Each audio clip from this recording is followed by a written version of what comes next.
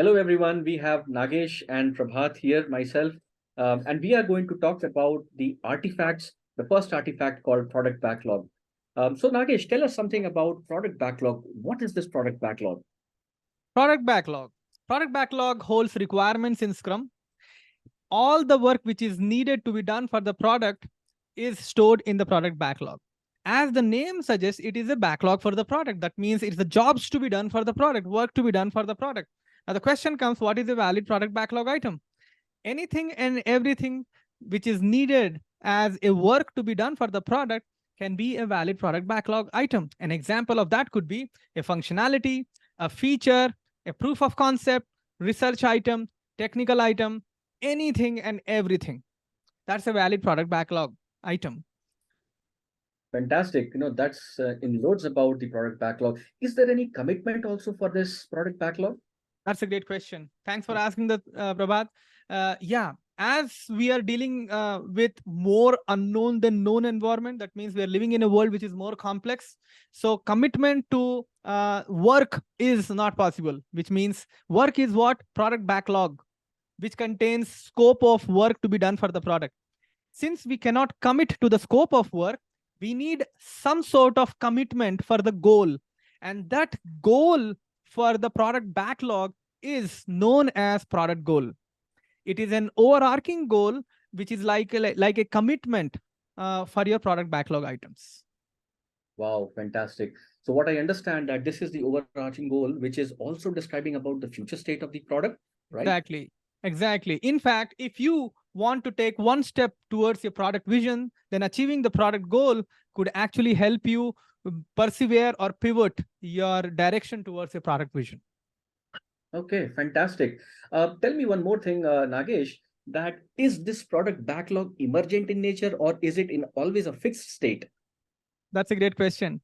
And I know where it is coming from because traditionally we are dealing with environment which is fixed scope, fixed timeline, and fixed budget. But here, when we take an agility is not about predicting the future, it is all about opportunistic discovery, which also means that product backlog is emergent in nature, it is evolving in nature. Items in the product backlog can be ordered and reordered by the product owner based on as more is learned from the marketplace. Wow, fantastic. That's quite insightful. One more thing, Nagesh, there are a lot of mysteries and misconceptions that, product backlog is always one for the product. What I have been hearing a lot from the outside is, that whenever there are more than one requirements, whether it is bugs or, BRDs or SRDs, does it flow from different places or how is that placed for the product? And that is a great question. And this helps us burst an important myth in the industry, which means that can we have multiple product backlogs for a single product? So the small short answer is no. The thumb rule is that as long as you are building a one product, you have a single product backlog. Now, what is the reason for that? Transparency. Product backlog raises transparency within the Scrum team and the organization. By being the single source of truth for the Scrum team, that means that all the work which comes to the Scrum team only comes via the evolving product backlog. Fantastic. That bursts a lot of myths. Now, Nakesh, just tell me one more thing. Who owns this product backlog? Is it the developers? Is it the Scrum Masters? Is it the product owner? Who owns this? That's a great question, Prabhat. And product owner is accountable for managing the product backlog. How does the product owner does that? It is completely up to the discretion of the product owner. For example, product backlog management includes coming up the vision of the product, coming up the goal for the product,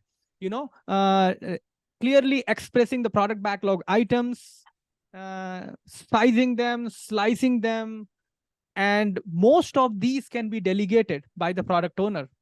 However, some of the critical responsibilities still lies with the product owner. An example of that is ordering the product backlog.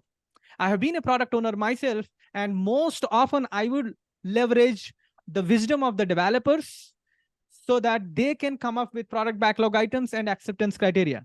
However, ordering of the product backlog still lies with the product owner as a critical accountability. Fantastic. That bursts a lot of myths in the industry. So, just in order to summarize, what we understood is that product backlog is an emergent and ordered list, and it is one amongst the three artifacts which serves as a single source of work undertaken by the Scrum team. Thank you, everyone, and great learning. See you soon in the next video. Thank you so much.